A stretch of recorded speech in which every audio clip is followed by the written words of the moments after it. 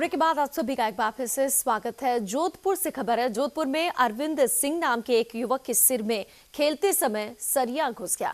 युवक को बेहोशी की हालत में जोधपुर के एमडीएम अस्पताल में भर्ती किया गया। न्यूरो सर्जन ने करीब 2.5 घंटे चले ऑपरेशन में ये सरिया निकाला। अरविंद को सर्जिकल आईसीयू के वेंटिलेटर पर रखा गया है। युवक की हालत फिलहाल स्थिर बताई जा रही है। कल ट्रॉमा में 4-4:30 बजे आया था। उसकी स्थिति, वो छत से गिरा था। छत के गिरते ही नीचे एक बहुत बढ़िया सरिया पड़ा हुआ था, करीब 1.5 फुट का। वो उसके ऊपर गिरा और वो सरिया उसके दिमाग के अंदर घुस गया। पेशेंट को जब लाया गया तो वो बेहोश था। जहाँ से सरिया घुसा हुआ था वहाँ से टोरेंशियल ब्लीडिंग हो रही थी। रेस्पिरेशन उखड़ के आ रहा था। हमने इमीडिएटली उसको आईसीयू में शिफ्ट करा, वेंटिलेटर पे लिया, फिर उसके एक्सरे सीटी स्कैन कराए गए। करीब 2.5 घंटे ऑपरेशन चला। बड़ी मशक्कत करके हमने वो पूरा का पूरा सरिया निकाल दिया है।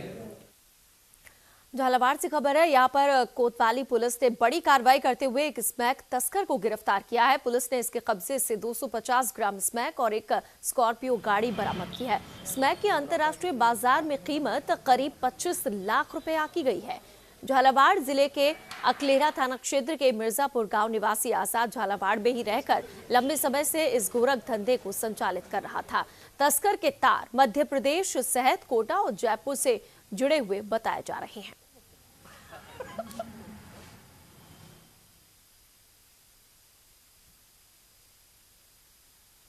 12 जनवरी को जरिए मुखबिर सूचना मिली कि दिनू उर्फ आजाद नाम का व्यक्ति खानपुर की तरफ से स्कॉर्पियो गाड़ी में स्मैक की सप्लाई करने कोटा जा रहा है। इस पर पुलिस ने नाकाबंदी कर काली सिंह नदी के पास दिनू को कब्जे में कर उसके पास से करीब 250 ग्राम स्मैक बरामद की है। उसने हमें कई महत्वपूर्ण जानकारी दी है जिनकी तस्दीक की जा रही है। करीब 25 लाख के आसपास इसके अंतर्राष्ट्रीय बाजार में कीमत है, होने की संभावना है बिल्कुल। और बात करते हैं लाफ्टर फेस्टिवल की। जयपुर लाफ्टर फेस्टिवल के दूसरे और आखिरी दिन कलाकारों ने अपने जुमलों और लतीफों का ऐसा डोज दिया कि हर कोई अपने दुख और तकलीफों को भूलकर हंसी के ठहाके लगाने पर मजबूर हो गया। गुदगुदाने के उनके निराले अंदाज पर देखिए ये रिपोर्ट। 2 दिवसीय हास्य कुंभ जयपुर लाफ्टर फेस्टिवल के दूसरे और आखिरी दिन कलाकारों ने अपने लतीफों से जयपुराइट्स को हंसने और गुदगुदाने को मजबूर कर दिया।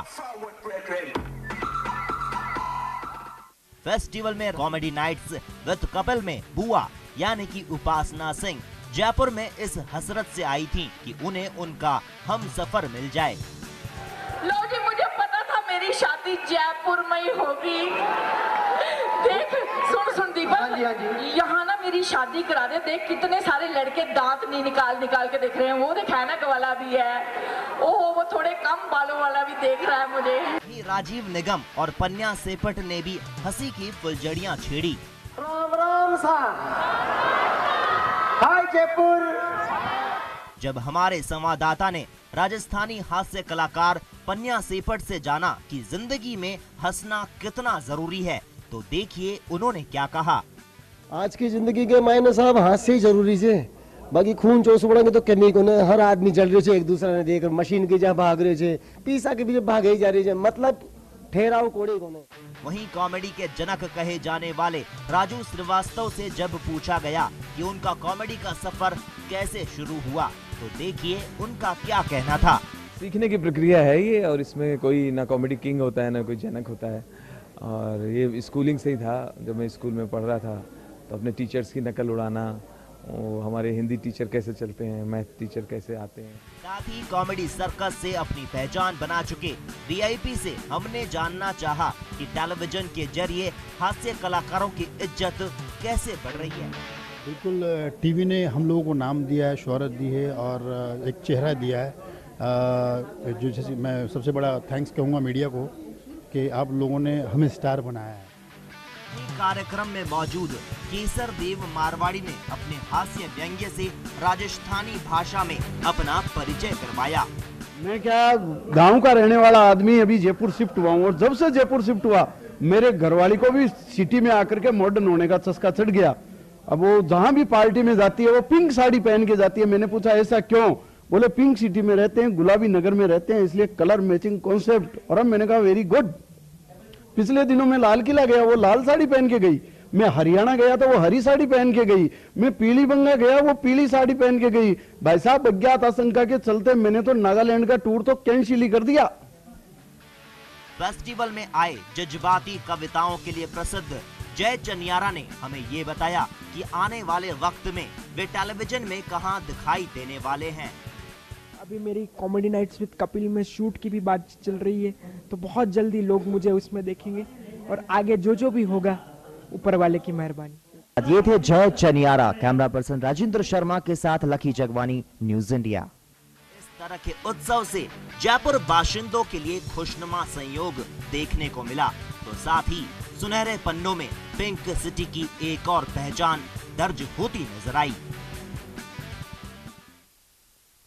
चलिए, हंसने हंसाने की तो बात हो गई, अब दिल्ली के दंगल की भी बात कर लेते हैं। दिल्ली में विधानसभा चुनाव की तारीखों का ऐलान चुनाव आयोग ने कर दिया है। 7 फरवरी को दिल्ली की सभी 70 सीटों पर चुनाव होंगे और 10 फरवरी को चुनाव के नतीजे घोषित हो जाएंगे। भारत के मुख्य निर्वाचन आयुक्त वीएस संपत ने प्रेस कॉन्फ्रेंस कर चुनाव की तारीखों का ऐलान किया। उन्होंने बताया कि चुनाव के लिए अधिसूचना 14 जनवरी को जारी की जाएगी, जबकि नामांकन पत्र भरने की अंतिम तिथि 21 जनवरी होगी। 22 जनवरी को नामांकन पत्रों की छंटनी की जाएगी और उन्हें वापस लिए जाने की अंतिम तिथि 24 जनवरी रहेगी। दिल्ली विधानसभा की 70 सीटों में से 12 सीटें आरक्षित हैं।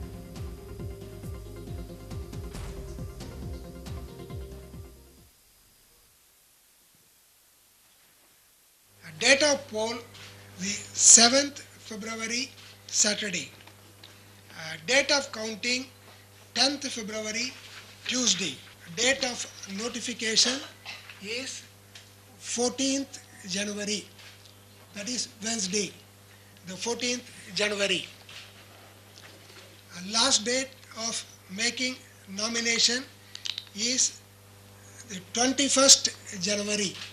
Date of scrutiny is 22nd January, which is Thursday.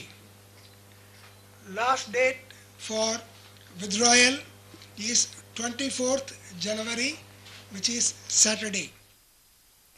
Delhi में विधानसभा चुनाव की तारीखों के ऐलान के साथ ही बीजेपी, कांग्रेस और आम आदमी पार्टी ने अपनी अपनी जीत के भरोसे जताए हैं। क्या कुछ कहा, सुनिए।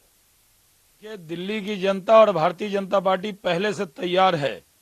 चुनाव की घोषणा हुई है, भारतीय जनता पार्टी जीतेगी और भारतीय जनता पार्टी का मुख्यमंत्री होगा। 2/3 बहुमत से दिल्ली में हम जीतेंगे और सरकार बनाएंगे। हमारी तैयारी है, जनता तैयार है।